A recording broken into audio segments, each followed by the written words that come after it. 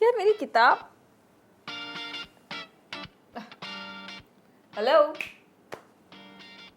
ओए, knock knock.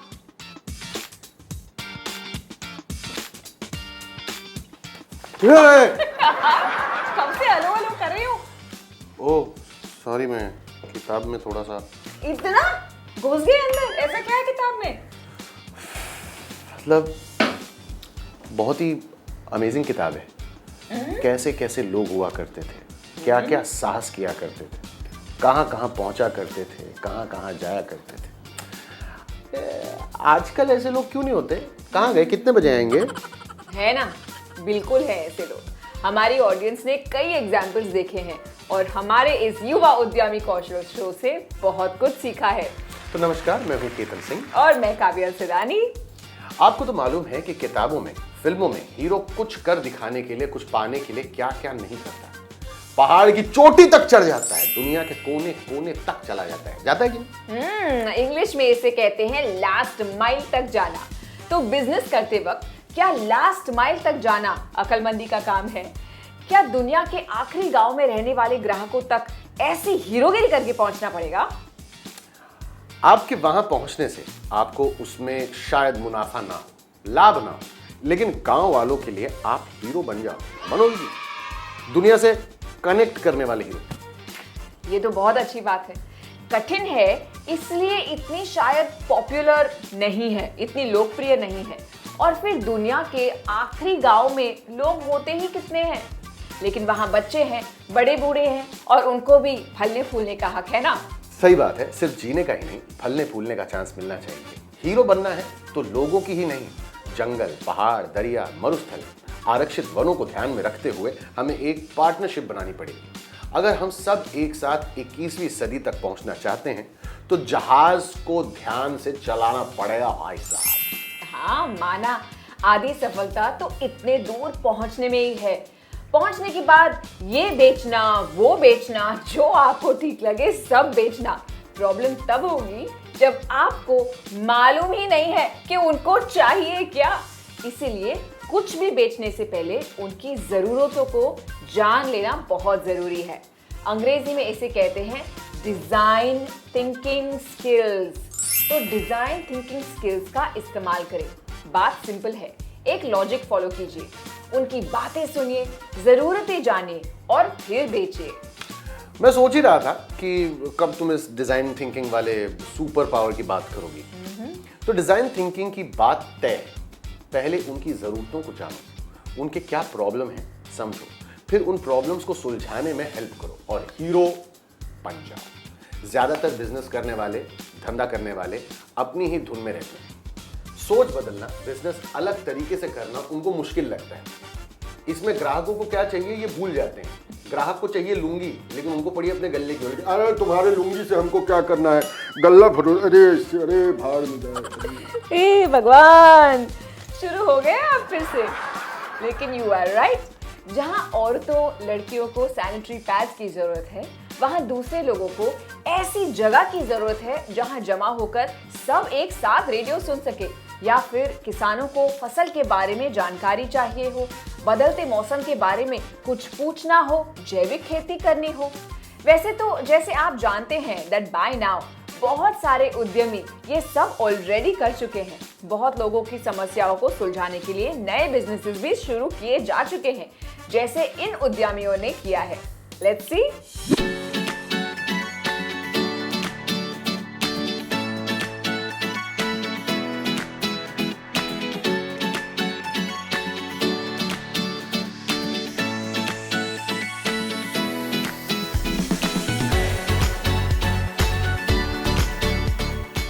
जब मैं क्लास 9th में पढ़ती थी तब मेरी शादी हो गई। मैं दरिया गई और श्राइन में शादी कर ली। एक बाइक में कई तरह के काम होते हैं, जैसे कि सर्विसिंग करना, क्लच की वायरिंग, चेन सॉकेट को ठीक करना, क्लच प्लेट लगाना, पिस्टन वॉल्व लगाना, लाइट पर काम करने जैसे कई काम होते हैं। वह सारे काम मैं करती हूँ और यह मुझे काफी पसंद है। यह थोड़ा मुश्किल काम है जो दूसरी औरत नहीं कर सकती है, तो मुझे यह करना बेहद पसंद है। मुझे ऐसा लगता है कि कार्य क्षेत्र में एक लड़का और एक लड़की में कोई अंतर नहीं है। आदमी थोड़े ज्यादा मजबूत होते हैं और औरतों से, लेकिन कुछ समय काम करने के बाद मुझे समझ आया कि मैं भी वह सब कर सकती हूँ जो एक आदमी कर सकता है, और जो लड़कियाँ मैकेनिक का काम सीखना चाहती हैं वे उन्हें आसानी से कर सकती हैं। मेरा नाम हेमंत है और मैं 26 साल का हूँ। मैं अमेज़ॉन में एक एनालिस्ट के रूप में काम करता हूँ। अभी मैं सिल्क बोर्ड की ओर जा रहा हूँ और सिल्क बोर्ड के पास ही मेरा ऑफिस है, मर्स्थली जंक्शन में। कम से कम 2 घंटे मुझे लग जाते हैं अपने ऑफिस पर पहुँचने में। पहली चीज़ जो मैं बदलना चाहता हूँ वह है यातायात के साधन को। कनेक्टिविटी सबसे बड़ी समस्या है हम सब के लिए। पहली चीज़ जो मैं अपने काम में बदलना चाहता हूँ वह है कर्मचारियों को घर से काम करने का विकल्प मिलना चाहिए। जैसे लोगों को 2 घंटे यातायात में बर्बाद करनी पड़ती है बेंगलुरु के नॉर्थ से साउथ जाने में, तो वे लोग समय को बचा सकते हैं और काम को घर से ही आसानी से कर सकते हैं। इस वजह से वह अपने यातायात वाले समय को किसी दूसरी गतिविधि में इस्तेमाल कर सकते हैं, जैसे कि योगा इत्यादि। तो मेरे ख्याल से यह एक ऐसी चीज़ है जो हमें बदलनी चाहिए अपने व्यवसाय में। मैं अपने युवाओं को एक छोटा सा मैसेज देना चाहूँगा कि अगर वह अकेले कहीं जा रहे हैं तो ज़्यादा से ज़्यादा सार्वजनिक वाहन का इस्तेमाल करें, न कि निजी वाहन का, ताकि हम लोग बेंगलुरु सिटी के जनसंख्या में बदलाव ला सकें और बेंगलुरु को फिर से एक गार्डन सिटी बना सकें।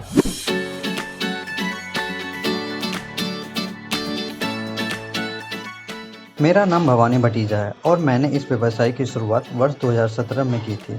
मेरे सह संस्थापक गौरव अरोड़ा के साथ हम भीतरी वायु प्रदूषण की समस्या को सुलझाने का प्रयास कर रहे हैं और बहुत ही सतत समाधान और बहुत ही सस्ता समाधान प्रदान करना चाहते हैं। आप मानोगे नहीं, लेकिन भीतरी हवा 2 से 5 गुना अधिक हानिकारक है बाहरी हवा से। भारत में दिल के दौरे और रक्तचाप के बाद भीतरी वायु प्रदूषण दूसरा सबसे बड़ा हथियारा है और कोई बात ही नहीं करता भीतरी वायु प्रदूषण की। तो शुरू करा और वहीं से ब्रीथ प्रेस की शुरुआत हुई। बहुत छोटों से हमने शुरुआत करी, जैसे कि जब हमने शुरू किया था तो उस समय पे ये सेटअप भी नहीं था, तो हम लोग अपने कमरे से ही काम करते थे। कुछ अगर आपको नया बनाना है, अगर आपको शोध करनी है, तो बदकिस्मती से हमारे यहाँ पर ऐसा कुछ परिवेश नहीं है। सरकार अपना काम कर रही है, जो छोटा मोटा स्टार्टअप को वह सहयोग कर रहे हैं, लेकिन स्टार्टअप्स का इतना माहौल नहीं है, खासकर विनिर्माण को लेकर। सबसे बड़ी चुनौती हमें ये रहती थी कि अगर कुछ हमें उत्पाद जुटाना है तो हमें ना हर कोई यही कहता था कि थोक में मिलेगा, मतलब छोटी मात्रा के लिए अगर हमें शोध करके भी देखनी है तो वह हमें नहीं मिलता था। इस देश में ना मोल भाव कौशल बहुत अच्छे काम आते हैं, खासकर जब आपको विक्रेता से सौदा करना है। जो काम आप कर रहे हो अगर उसके बारे में आपको ज्ञान है, चाहे किताबी ज्ञान क्यों ना हो, लेकिन लोगों से मिलते रहो जो पहले से ही इस उद्योग में मौजूद हैं, उनसे जाके मार्गदर्शन लेते रहो। अगर उनसे मार्गदर्शन आप लेते रहोगे ना, तो मतलब कोई आपकी ऐसी कोई तनाव लेने वाली बात नहीं है। वाह, क्या जबरदस्त लोग हैं ये। कुछ अलग करने की थी इनकी चाह, इन्होंने बनाई अपनी अलग राह। वाह शायर, वाह वाह शायर, वाह। से काफिया जो मैं मिलाता हूँ। और अगर आप सितारों के नीचे सिनेमा घर बनाना चाहते हैं या फिर पंछियों के छोटे छोटे घोंसले भी बना के लगवाना चाहते हैं तो क्यों नहीं। बिजनेस करने की क्षमता हो तो कुछ चीजें जरूरतें पूरी करने के लिए होती हैं और कुछ दिल को खुश करने के लिए। एक परफेक्ट बैलेंस, जरूरतें और चाहतें। डिजाइन थिंकिंग स्किल्स के साथ और एक बात है, दुनिया के सबसे कोने वाले गांव तक ये सब पहुंचाओगे कैसे? क्यों, सोच में पड़ गए ना? वो तो है, कौन मदद करेगा आपकी? इतनी सारी चीजें लेकर आपके गांव तक जाएगा कौन? जब आप सब कुछ बेच देंगे, आपको वापस भी तो लाना है, और प्रकृति को नष्ट किए बिना पर्यावरण को ध्यान में रखते हुए। इसको कहते हैं सस्टेनेबिलिटी, मतलब सतत विकास। वहां पहुंचे तो क्लीन एनर्जी के साथ, अक्षय ऊर्जा के इस्तेमाल के साथ, जिससे पर्यावरण को हम दूषित ना करें। आखिर दुनिया के सबसे कोने वाले गांव को सुंदर रखना हमारी रिस्पॉन्सिबिलिटी है। आप नेचर को रिस्पेक्ट कीजिए। आखिर हमसे पहले हाथी जंगलों में घूमते थे ना, और प्लास्टिक से लास्ट माइल को प्रदूषित करना गलत होगा। पर्यावरण का संतुलन हमें ही तो बनाए रखना पड़ेगा। अच्छा, तो अगर लास्ट माइल तक पहुंचना है तो बहुत ज्यादा सोचने की और प्लानिंग की जरूरत पड़ेगी। लॉजिस्टिक्स यानी डिलीवरी की जरूरत पड़ेगी। अगर आपकी सोच या प्लानिंग अच्छी ना हो तो किसी काबिल पार्टनर को चुनना होगा। लॉजिस्टिक्स जो ये तय करती है कि सामान यहाँ से वहां जाएगा कैसे। क्या ई रिक्शा या ट्रेन तक सामान बांस के पैकेजिंग में जाएगी, ट्रेन से साइकिल पर लाद कर घर घर डिलीवरी होगी। इसके लिए तो हिसाब आना चाहिए, पैसों से लेकर टाइम टेबल, सब का हिसाब। इसमें कोई भी चेंज हो तो उसको भी हैंडल करना पड़ेगा। अगर कुछ प्रॉब्लम हुआ, जैसे बारिश हो गई, तो लास्ट माइल तक सामान वक्त पर कैसे पहुंचाओगे? ये तो अपने देश का बहुत बड़ा चैलेंज है, सही वक्त पर कुछ पहुंचना। मिसाल के तौर पे मानो आप कहीं केले भेज रहे हो तो लेट होने का मतलब पूरा शिपमेंट खराब, केला जो केला था वो पिलपिला हो जाएगा। या फिर सौर ऊर्जा वाली मशीन की डिलीवरी करते वक्त कोई पार्ट टूट गया तो भी आपका कीमती वक्त बर्बाद हुआ और दोबारा मशीन को लेकर फिर सफर करना पड़ा तो प्रॉफिट की बात ही नहीं कर सकोगे ना भाई साहब। लेकिन जो स्मार्ट होगा वो बिजनेस करने का नया तरीका लाएगा। सर्विस के साथ उसकी टीम नया काम सीख कर आएगी। टूटे पार्ट को जोड़ना, रिप्लेस करना और तो और सौर ऊर्जा के नए उपयोग ढूंढना, जैसे पंप, फैन, फ्रिज चलाना। ये सब आप बस एक टूटे पार्ट के पीछे घूम रहे थे, वहां नए बिजनेस का सहयोग पैदा हो गया। लास्ट माइल वाले कस्टमर नई खोज करने में फर्स्ट आते हैं। बिजनेस की ये सारी नई खोज आप नई जगहों पर ले जाएं, एक गांव से दूसरे गांव तक, और फिर हर जगह आपकी लॉजिस्टिक्स कंपनी और नए उत्पादनों की चर्चा रहेगी। मधुमक्खी की तरह इस फूल से उस फूल पर आप आसानी से बैठ सकोगे। आपके बिजनेस का सब जगह बज़ होगा, क्यों नहीं? सस्टेनेबिलिटी के साथ, मतलब निरंतर विकास होगा। अच्छा ये बताओ, लॉजिस्टिक्स कंपनी की सबसे बड़ी विशेषता क्या है? विश्वसनीयता। कंपनी पर विश्वास होना जरूरी है। जो काम प्रॉमिस किया है वो वक्त पर करें और सबसे बेस्ट क्वालिटी का काम करें। और अगर देर हो रही हो तो कस्टमर को बता देना कि देर हो रही है। ये तो किसी भी अच्छे बिजनेस की पहचान होती है। इसी कारण जब आपकी कंपनी कुछ नया करती है तो ग्राहक उस पर विश्वास करता है। आज देश के ग्रामीण इलाके को क्या चाहिए? लॉजिस्टिक्स। उत्पादों को वक्त पर पहुंचाना, साफ ऊर्जा और पर्यावरण को नष्ट न करने वाली पैकेजिंग, बस। और क्या? क्या बात। इसके साथ बिजनेस में विविधता हो तो चार चांद लग जाएंगे। अगर आप इतनी दूर जा ही रहे हैं तो आटे दाल के सिवाय अगर बच्चों के लिए किताब, कलम, मोबाइल फोन के चार्जर और किसानों के लिए बीज भी तो पहुंचा सकते हैं ना। ये देश इतना बड़ा है और जरूरतें उससे भी ज्यादा बड़ी हैं। एक से ज्यादा चीज तो करनी पड़ेगी। ये सबके बस की बात नहीं है। आपको बस चौकस रहना होगा और इरादे पक्के रखने होंगे। पैसों का हिसाब, वजन की जानकारी, वक्त और प्रॉब्लम की प्लानिंग तो आप में है ही। थोड़ा आगे की सोचते हैं। आपके पास एक या दो नहीं, हर उपाय के ऑप्शंस होने चाहिए। कोई बदलाव आया तो विचलित ना होते हुए ग्राहक को इन्फॉर्म करके फिर आगे बढ़ने की क्षमता होनी चाहिए। लेकिन ये सब सिखाएगा कौन? हमारे पास इसके लिए एक किताब है, आपने पढ़ी होगी, अब उसकी फिल्म भी देखिए। हमने एक बहुत ही अद्भुत एक्शन वाली पहेली बनाई है जिसमें आपने बिंदुओं को जोड़ना है। लॉजिस्टिक्स को समझने का सबसे बेस्ट तरीका। लेकिन उसे पहले देखिए last mile delivery service company. आइए चलिए देखते हैं। सदैव जब जीवन में चुनौती आती है तो यह हमारे लिए एक मौका होता है कि हम साधारण से हटकर कुछ नया करें और इसका हल निकालें। The last mile delivery service company की कहानी में बिचौलिए सीता देवी जैसे किसानों को अपनी फसल बेचने के लिए मजबूर करते हैं। सीता देवी बेबस होकर अपनी बेटी नम्रता से कहती है, मैं क्या कर सकती हूँ, हमें पैसे की जरूरत है, खेत को बिकने से बचाने के लिए कर्ज चुकाना पड़ेगा। नम्रता अपनी माँ की मदद करना चाहती है, लेकिन वह क्या कर सकती है? आखिरकार मैं सिर्फ एक युवा छात्र हूँ और मेरी पढ़ाई चल रही है। वह एक इंटर्नशिप कर रही है, लेकिन उससे क्या फर्क पड़ेगा? वह एक अखिल महिला संचालित डिलीवरी सेवा और लॉजिस्टिक्स कंपनी के बारे में एक टीवी समाचार रिपोर्ट देखती है और ऐलान करती है, मुझे इससे आइडिया आया है। क्या होगा अगर मैं माँ और अन्य किसानों को सीधे अपने ग्राहकों को उपज बेचने में मदद करने के लिए अपनी खुद की डिलीवरी सेवा कंपनी शुरू करूं? लेकिन विचारों को जितना सोचना आसान होता है, उन पर अमल करना उतना आसान नहीं होता। हालांकि नम्रता को हार मानने का अर्थ नहीं पता है। वह अपना शोध करती है और अपनी कंपनी स्थापित करती है। पुरानी डिलीवरी वैन खरीदने के लिए क्राउड फंडिंग का उपयोग करती है और कृषि उपज को सीधे किसानों से ग्राहकों तक पहुंचाना शुरू करती है। The last mile delivery service company की कहानी के साथ एक्टिविटी बुक है जिसे आप 4 दिनों में पूरा कर सकते हैं। बहुत मजा आया, कैसे कर दिखाया यार इन्होंने, उफ, शाबाश।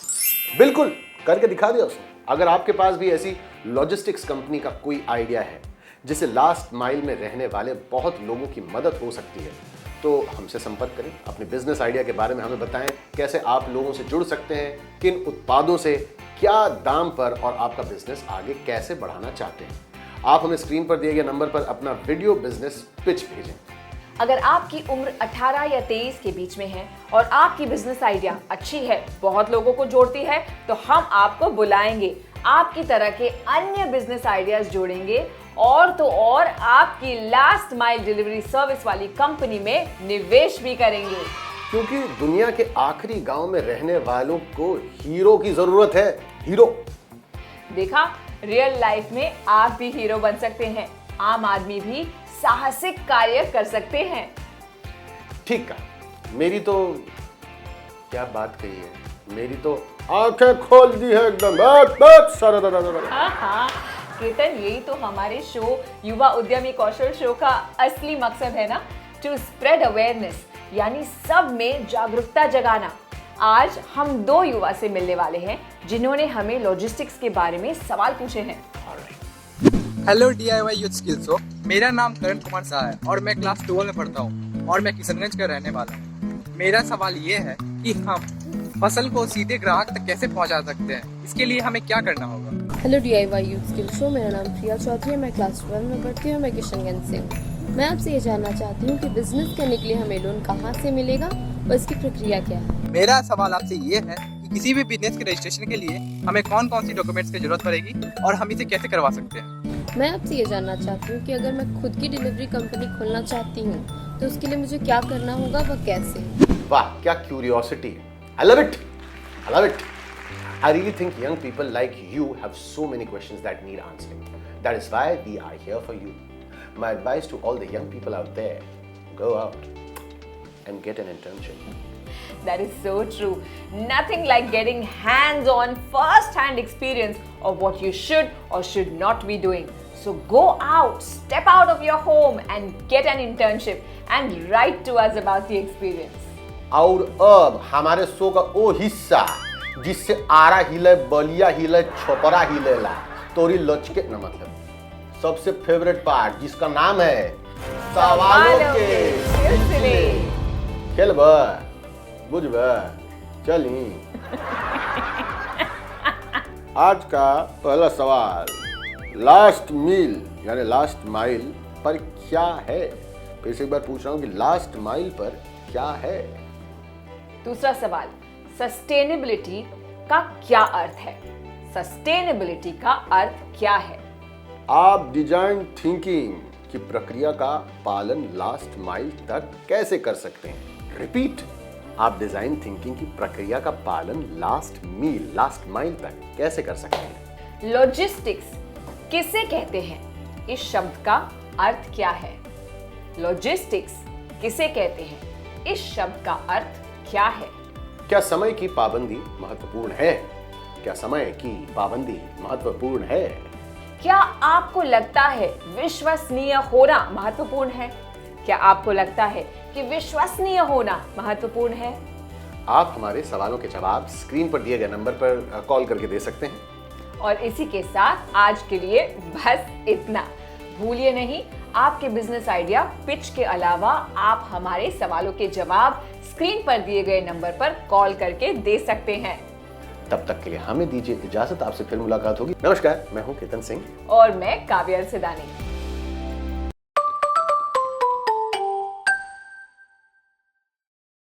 तो नमस्कार, मैं हूं काव्या अलसिदानी और मैं हूं केतन सिंह। नमस्कार और आपका स्वागत है हमारे फंटास्टिक शो में, जिसका नाम है द युवा उद्यमी कौशल शो, जहां पे हम आपको बड़े ही मजे और मस्ती के साथ मिलवाते हैं कुछ ऐसे आइडियाज से, कुछ ऐसे कॉन्सेप्ट से, कुछ ऐसे लोगों से जो आपको इस लेवल से इस लेवल तक लेके जाने में मदद करते हैं। अच्छा, तो काबिल, तुम मुझे बताओ कि इतना सारा समय और इतना सारा पैसा डालने के बावजूद कुछ व्यवसाय, कुछ काम फेल क्यों हो जाते हैं? अब बात छेड़ ही दी है तुमने पास और फेल की, तो ये बता देती हूँ कि एक व्यवसाय चलाने में सबसे बड़ा हाथ होता है एक अच्छे प्लान का। यानी हम क्या करना चाहते हैं और कैसे कर सकते हैं, उसकी एक योजना बनानी बहुत जरूरी है। अधिकतर व्यवसायी तो योजना का य भी नहीं जानते और इसीलिए फेल हो जाते हैं। वैसे तुमने पते ही बात की, किसी भी व्यवसाय को शुरू करने से पहले एक योजना का होना तो बहुत जरूरी होता है। सपने और हकीकत में यही फर्क होता है। आपकी योजना जितनी अटल, उतने ही आप सफल। इसी वजह से हमारे ग्राफिक नॉवेल प्रोग्राम का नाम हमने चुन कर रखा है, जिसका नाम है गेट अ प्लान। प्लान क्या है भाई? ये तो पता होना जरूरी है ना। पर मुझे क्यों ऐसा लग रहा है कि तुम्हारे पास आज इस प्लान के आगे भी कुछ बातें हैं करने के लिए। बोलो बोलो, है ना? मुझे तुम्हारी शक्ल देख के पता चल रहा है दिमाग में क्या चल रहा है। पहले तुम बताओ कि तुम्हें क्या लगता है, क्यों व्यवसाय ऐसे पास और फेल के कटघरों में खड़े हो जाते हैं? ये सब कमाल है एक दूसरे से लड़ने झगड़ने और अपनी बात को आगे रखने का।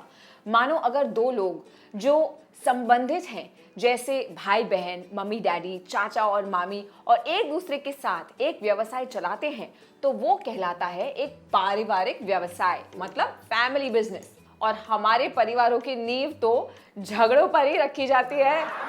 पारिवारिक व्यवसाय में लोगों के बीच क्या सही है, क्या गलत है, क्या जरूरी है, इनको लेकर बहुत मतभेद होते हैं। मतलब कैसे टाइप के मतभेद? जैसे इस साल हमें इतने लाखों रुपया का मुनाफा हुआ है। अब दो लोग हैं और दोनों का काम और स्वभाव अलग अलग है, तो राय भी अलग अलग ही होगी ना, ऑब्वियसली। तो एक को करनी है पार्टी और दूसरे को बढ़ाना है व्यापार। बस इतनी सी बात को लेके शुरू हो जाती है तू मैं, आपने ये, तुमने ये क्यों नहीं। और सोचो, अगर उन दोनों को पता हो कि उस समय व्यापार के लिए सर्वश्रेष्ठ क्या होगा आपसी सहमति के बाद, तो बात ही कुछ और होती ना। हाँ, करेक्ट है। सभी परिवार वालों के कच्चे चिट्ठे सामने आने लगते हैं। सब परिवार वाले जब एक साथ काम करते हैं तो उसमें से कोई ना कोई एक निकल के आके बोलता है, ए तुम तो बड़े लालची हो, तो मुझे बिल्कुल पता था, तुम करते क्या हो, कुछ काम धंधा करते नहीं हो, दिन भर बैठ गए थे बस छोले भटूरे खाने और उसके बाद दिन भर यहाँ वहाँ पर्यावरण को प्रदूषित करना है, पौ करके। सिर्फ इन ड्रामों से बचने के लिए सही होगा कि लोग अपने अपने काम को बांट ले। इसके अलावा जरूरी होता है एक मिशन स्टेटमेंट, यानी वो एक लक्ष्य या फिर सोच जिसकी बुनियाद पर आपका व्यवसाय खड़ा है। अब चाहे आंधी आए या तूफान, आपको पता होना चाहिए कि बुरे समय आने पर आपके व्यवसाय को कैसे बचाना है। क्योंकि गलतियों का कोई मौसम नहीं होता और बेवक्त मुश्किलें किसी भी रूप में आपसे मिलने आ सकती हैं। और कैसे हो, मैं मुश्किल, चाय पिलाओगे? हाँ, लेकिन तुम किस मुश्किलों की बात कर रहे हो? मतलब कमी नहीं है मुश्किलों की किसी भी व्यवसाय में। ग्राहक आपका पैसा समय पर ना दे तो मुश्किल, या फिर वो पैसे मिले ही ना आपको। आपकी सेवाओं से लेकर आपकी प्राइसिंग, यानी आप कितना पैसा अपनी सेवाओं के लिए मांग रहे हैं, इन सब पर सवाल खड़े हो सकते हैं। लेनदार, प्रतिद्वंदी, अरे कमाल के एक एक कंपटीशन खड़े हैं। उफ। तो भाई एक बात तो है, आप जिनके साथ एक व्यवसाय शुरू करते हैं, आप सुनिश्चित कर लीजिए कि आप लोगों का संबंध इस तनाव को झेल पाएगा या नहीं। आप में जो कमी है वो आपका भागीदार पूरा कर पाएगा या नहीं। तो इससे और अच्छी बात नहीं हो सकती है।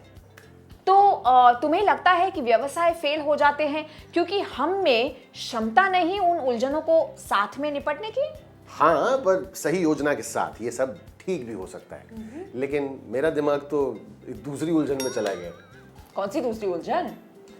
बीमारियां और हमारी स्वास्थ्य सेवाएं। कुछ सालों से स्त्री और पुरुष के रोल्स बदल गए हैं, उनकी भूमिकाएं अब विकसित हो चुकी हैं। बीमारी के अलावा एक कारण और है जो आपकी मुश्किलों को बढ़ाता है, स्वास्थ्य सेवाओं की महंगाई और अधिकतर लोगों के पास स्वास्थ्य बीमा का ना होना। जब बीमारी जैसी विपदा आती है तो सबसे ज्यादा जरूरी होते हैं दो चीजें जिसका सीधा असर आपके काम पर पड़ता है। एक है रोगी की देखभाल और दूसरा दैनिक खर्चा। अस्पताल, दवाई, आने जाने का खर्चा, एम्बुलेंस, काफी लागत का सामना करना होता है आपको। ठीक कहा, ये सब मिलाकर एक व्यवसाय को बंद कर सकते हैं एक्चुअली। जब आप काम नहीं कर पा रहे हैं क्योंकि रोगियों की देखभाल करनी है और स्वास्थ्य के बिल्स के भुगतान के लिए आप अपना सारा नकद, सारी जमा पूंजी तक खर्चा कर देते हैं, तो अब आपके पास जितना पैसा है आप स्वास्थ्य सेवाओं में लगा देते हैं, और जब आपके व्यवसाय को फिर अपने पैरों पर खड़ा करने की बारी आती है तो आपके पास पैसे ही नहीं होते। इतने कारणों की वजह से हेल्थ इंश्योरेंस यानी स्वास्थ्य बीमा करवाना काफी महत्वपूर्ण है। होता यही है कि जो हुआ ही नहीं है उसके लिए पैसा जमा करना शायद फिजूल की बात लगती है अभी, लेकिन जब यही पैसा आपके घर और व्यवसाय को बचाए रखने में सक्षम रहेगा तब आपको समझ आएगा कि बीमा क्यों महत्वपूर्ण था या है। सही मायनों में अपने और अपने परिवार के लिए एक सही स्वास्थ्य बीमा पर शोध करें और उसका चयन करें। आपदा और आपातकालीन समय पता पूछकर तो आते ही नहीं, पर समझदारी इसी में है कि आप उस जरूरत के समय के लिए हमेशा रेडी रहें, जैसे इस मामले में स्वास्थ्य बीमा।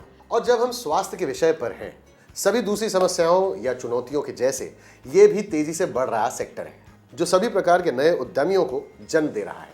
हमारे भारत में ऐसे सैकड़ों परिवार हैं जिन्हें अस्पतालों की या डॉक्टरों की सेवा उपलब्ध नहीं है क्योंकि वो काफी दूर रहते हैं। तो ये घर आधारित देखभाल वाली सेवाएं एक अद्भुत उपाय हैं और आज की तारीख में ये एक उभरता उद्यम क्षेत्र भी है। ये तो बिल्कुल सही बात है, पर इसमें भी काफी मेडिकल ट्रेनिंग यानी चिकित्सा प्रशिक्षण को प्राप्त करने की जरूरत है। घर पर रोगियों और परिवारों की सेवा करने के लिए प्रमाणित होना बहुत जरूरी है। और इसमें सबसे अच्छी बात यह है कि आपको किसी भी कार्यालय के किराए का भुगतान करने की आवश्यकता नहीं है। आप आत्मनिर्भरता से हमारे बाकी उद्यमियों की तरह आगे बढ़ सकती हैं। और सोने पे सुहागा तो तब अगर आप महिला हैं और गाड़ी चलाना जानती हैं। आप वहां पहुंचने में सक्षम रहेंगी जहां रोगियों को आपकी जरूरत है। बिना किसी रोक टोक या अधीनता के आप दूर दूर तक के गांवों में लोगों की मदद करने पहुंच सकती हैं।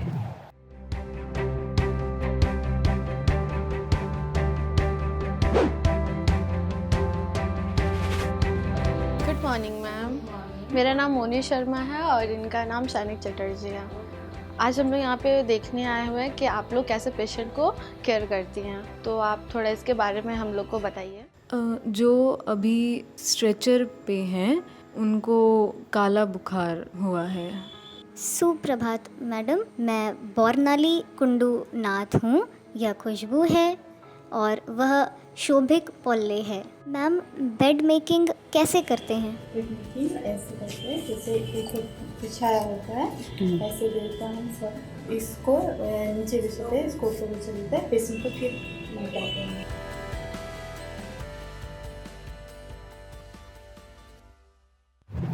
हाँ, करेक्ट है। स्वास्थ्य देखभाल उद्यम में हेल्थ केयर ट्रेनिंग, सर्टिफिकेशन से लेकर हमने आज तक जितनी भी उद्यमशीलता कुशलताओं के बारे में जानकारी दी है, जैसे विश्वसनीयता, समय का पक्का होना, प्रभावी ढंग से बात करना, गुणवत्ता नियंत्रण पर ध्यान देना, लोगों के साथ मिलकर काम करना, गाड़ी चलाना, ये सब भी कुशलताओं की आवश्यकता है एक परिपूर्ण स्वास्थ्य देखभाल उद्यम को चलाने के लिए। और क्योंकि ये एक इतना विशाल क्षेत्र है जिसमें हर दिन नए अवसरों की उपज होती रहती है, हम आपको स्वास्थ्य देखभाल की विभिन्न नौकरियों और उद्यमों के बारे में ग्राफिक नॉवेल यानी उपन्यास दिखाएंगे। इसमें से पहली उपन्यास की कहानी बिहार में हमारी हीरो सबा की है, जो एक प्राथमिक नर्स का काम करती हैं। चलिए देखते हैं सबा की जिंदगी में क्या हुआ। मैं फ्यूचर में क्या करूंगी? इसका जवाब मुझे एक अचानक हुए इंसिडेंट से मिला। एक दिन अचानक, हे भगवान, ये क्या? इस स्कूल बस का बहुत बुरा एक्सीडेंट हुआ है। चलो इन्हें प्राइमरी हेल्थ केयर सेंटर ले जाते हैं। ओह, हमारे पास इतने पेशेंट्स के लिए ना तो डॉक्टर्स हैं, ना बेड्स हैं, और ना ही मेडिकल इक्विपमेंट्स हैं, और सबसे जरूरी ना ही लोग। हम सब आपकी मदद करेंगे। तुम और जनार्दन और रिजवान बेड लगाएंगे। शाइस्ता, तुम मेरे साथ आओगी। वहाँ सबा, तुम में एक अच्छे लीडर की सब क्वालिटीज है। इसे हॉस्पिटल ले जाना होगा, पर बारिश के कारण रास्ते बंद है। आइडिया, डॉक्टर शिवानी से वीडियो कॉल पर इसका इलाज पूछते हैं। उफ, इस लाइट को भी अभी जाना था। अब और नहीं रुक सकते हैं, इसे हॉस्पिटल लेकर जाना ही होगा। पर एम्बुलेंस कहाँ है? ये रही। जब आती हो जुगाड़ तो प्रॉब्लम्स नहीं सकती कुछ बिगाड़। आज आप लोगों की सूझबूझ ने चिंटू को बचा लिया।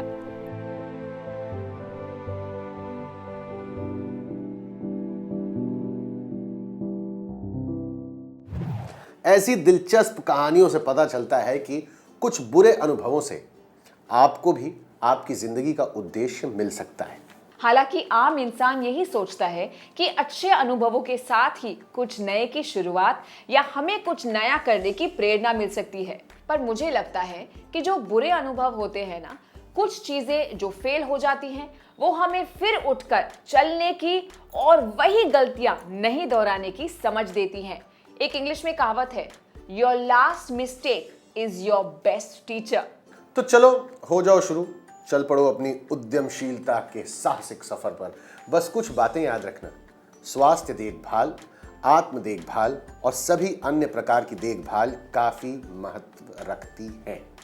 सही खाना, स्वस्थ रहना, दौड़ना, खेलना कूदना, प्लास्टिक नहीं जलाना और हो सके तो प्लास्टिक का उपयोग कम कर देना, ये सभी देखभाल का हिस्सा ही है। मुझे पता है कि आप सब युवा दर्शकों के तेज दिमाग में अन्य विचार चल रहे होंगे। तो वेरी गुड, बहुत अच्छी बात है, चलने चाहिए।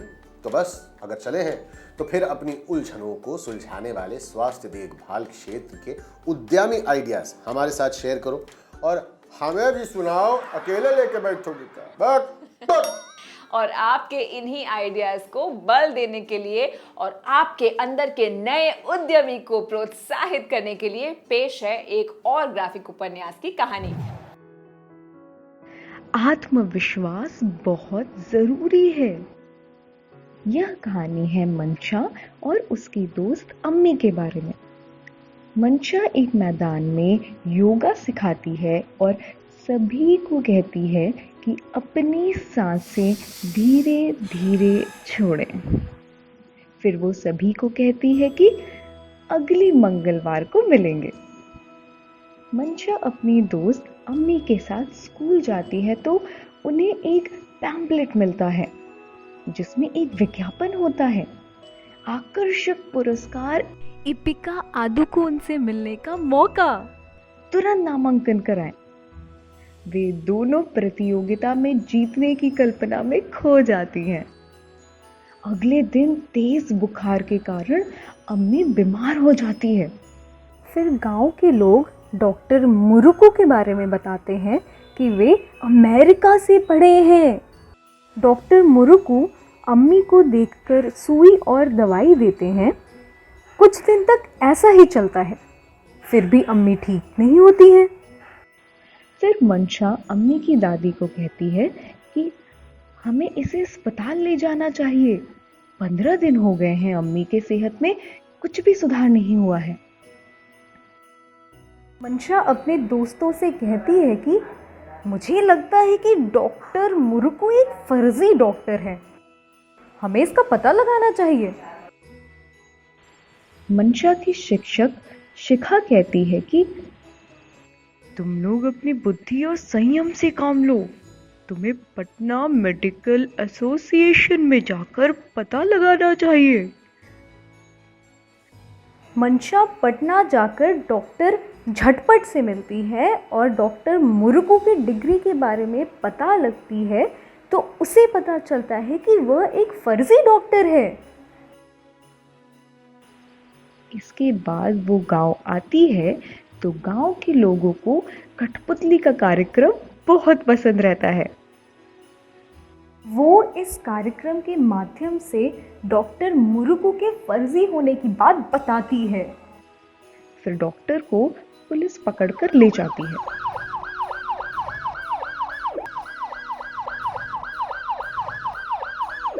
मंशा पढ़ना चाहती है लेकिन पापा उसकी शादी कराना चाहते हैं। डॉक्टर मुरुकू की घटना के बाद उनकी सोच बदल जाती है और वे मंशा को मैराथन में भाग लेने की अनुमति दे देते हैं। मंशा मैराथन जीत जाती है और वो इपिका इदकोड़ से मिलती है और लोगों को कठपुतली का प्रोग्राम के माध्यम से स्वास्थ्य की जानकारी देती है। फिर जाकर वो नर्स बन जाती है और अब अपने गांव के साथ साथ अन्य लोगों का भी इलाज करती है। आत्मविश्वास, बुद्धि और संयम से मंशा अपनी और समाज की समस्याएं सुलझाती है।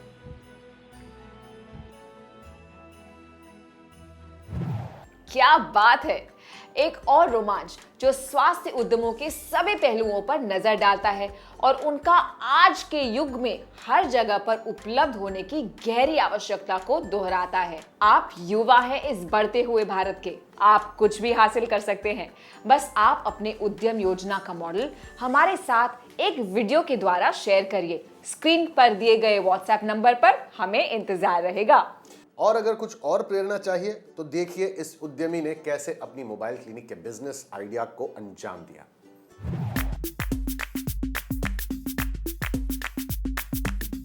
मैं एनसीडी वैन की डॉक्टर और यूनिट इंचार्ज हूँ। मैं डॉक्टर रजिता हूँ और मैं एमबीबीएस डॉक्टर हूँ। एनसीडी का अर्थ है गैर संचारी रोग, नॉन कम्युनिकेबल डिजीज। हम लोग उस बीमारी की स्क्रीनिंग करते हैं जो फैलता नहीं है, उन लोगों के लिए जो गरीबी रेखा से नीचे हैं। हम स्क्रीनिंग करते हैं बीपी, शुगर, मोतियाबिंद और एनीमिया जैसी बीमारियों का। 1 साल पहले जब हमने स्क्रीनिंग करने की प्रक्रिया की शुरुआत की थी तो मेरे ख्याल से उस समय पर हमने सिर्फ 40 साल से ऊपर वाले लोगों की स्क्रीनिंग की थी। लेकिन जब हमने झुग्गियों में इस ट्रेंड को देखा तो वहाँ पर 30-31 सालों में ही लोगों को डायबिटीज, हाइपरटेंशन इत्यादि जैसी बीमारियां हैं। तब हमने उन सभी की स्क्रीनिंग शुरू कर दी जो 30 वर्ष से ऊपर के आयु के हैं। हमारे एनसीडी के लिए लिंग में भेदभाव नहीं किया जाता है। आदमी हो या औरत, दोनों के बराबर कष्टों को दूर किया जाता है एनसीडी के द्वारा।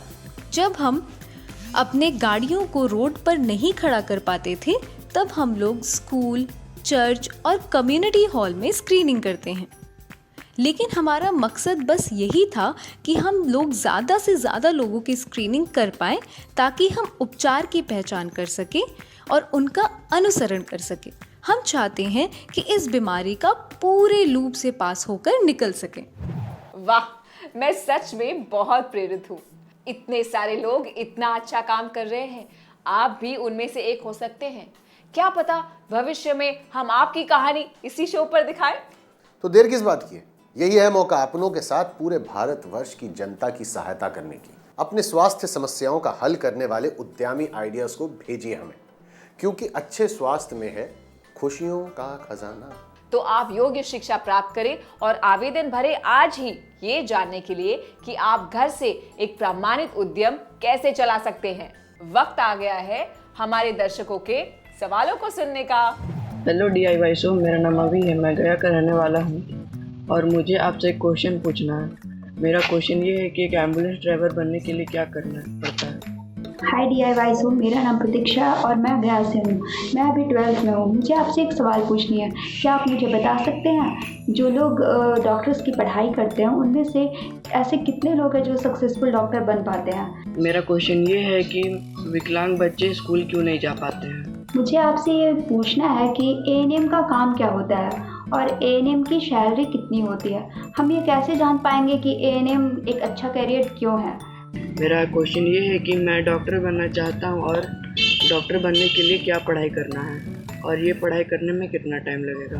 ड्राइवर बनने के लिए सबसे पहले आपके पास ड्राइविंग लाइसेंस होना चाहिए। चालक को भी पता होना चाहिए कि सीपीआर कैसे करना है। ऐसा लगता है कि आप दोनों इस क्षेत्र में बहुत रुचि रखते हैं।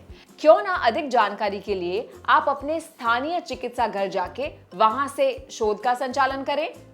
और अब बारी है हमें आपसे सवाल पूछना है और उस चीज को हम कहते हैं सवालों के सिलसिले।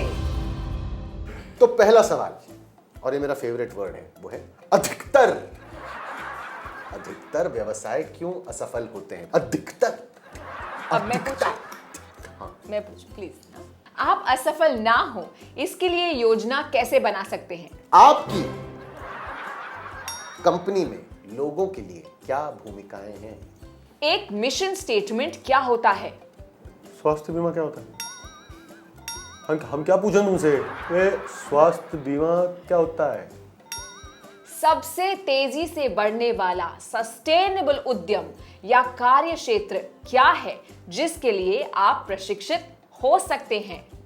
और महाराज, आज का दूसरा ग्राफिक उपन्यास किस तरह से पिछले एपिसोड में दिखाए गए आइडिया से जुड़ा हुआ है? आप हमारे सवालों के जवाब हमारे स्क्रीन पर दिए गए नंबर पर कॉल करके दे सकते हैं। आप अपनी नजरें टीवी पर जमाए रखें। मैं हूं केतन सिंह और मैं काव्या अल्सदानी, और हम आपको फिर मिलेंगे अगले एपिसोड में। तब तक के लिए स्वस्थ रहिए, मस्त रहिए।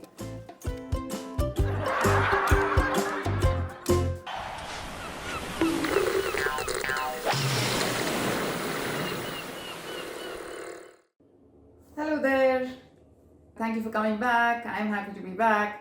What were we talking about in the last episode of the Voco Teen Masterclass, or the Ready Masterclass, of how to become world-conquering teenagers who will then grow up to become world-conquering adults?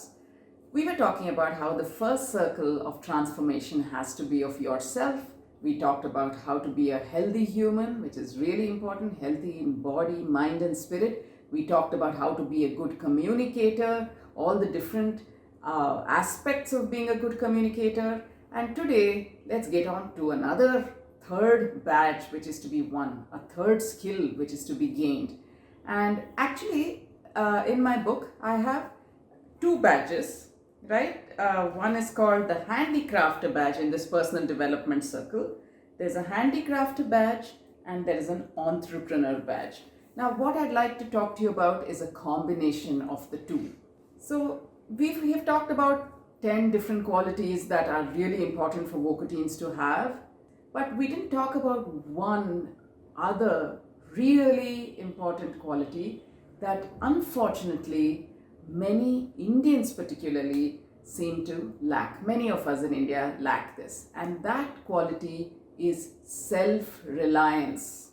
What does that mean? It means the ability to rely only on ourselves, to depend only on ourselves to do all our own work. We talk about an Atmanirbhar Bharat. What does that mean? A self-reliant country, a self-reliant India. But what is Bharat made of? It is made of its people, its citizens.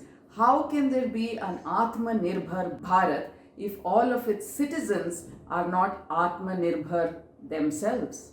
Right? But in India, we have this habit of always expecting somebody else to do our work, someone else to pick up after us, whether at home or outside, in the street, in the school. Somebody else should be doing the sweeping and mopping, somebody else should pick up the litter that you drop, somebody will wash your clothes, somebody will cook your meal, somebody will come and fix your bulb if something is wrong with it, somebody will come and repair your wash basin if it's stuck, if the water is not going through. We are always depending on somebody else, some Mali to grow your garden, there's a driver to take you somewhere. We are so bad at doing our work ourselves. One of the Indians who believed greatly in this self-reliance, in this Atmanirbharta, was Mahatma Gandhi.